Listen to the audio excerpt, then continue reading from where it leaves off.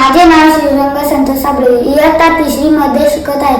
आज मी गुरुपौर्णिमेनिमित्त भाषण बोलणार आहे.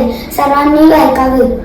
गुरु आमचा मार्गदाता खरा, गुरु आमचा ज्ञानयाचा झाला, गुरु तोडितो माय बंधना, असे प्रेम भावे गुरुवंदना. आषाढ महिन्यातील पौर्णिमेला गुरुपौर्णिमा किंवा व्यास पौर्णिमा असे म्हणतात.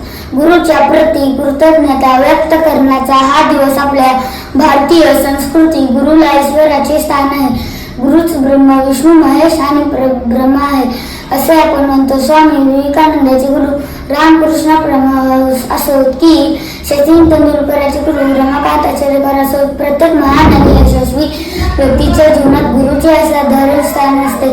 आई वडील आपले शिक्षक आपल्याला ज्ञान व कीर्ती मिळवून देतात. मित्रांनो, आपल्याला गुरुकडून प्राप्त झालेले अमर्याद ज्ञान चांगल्या प्रकारे आत्मसात करून पुढच्या पिढीपर्यंत पोहोचवणे हे आपले शिष्य म्हणून कर्तव्य आहे आणि हाच गुरु म्हणून एकमात्र सोडण्याचा मार्ग आहे. सर्वांना गुरुपौर्णिमेच्या शुभेच्छा.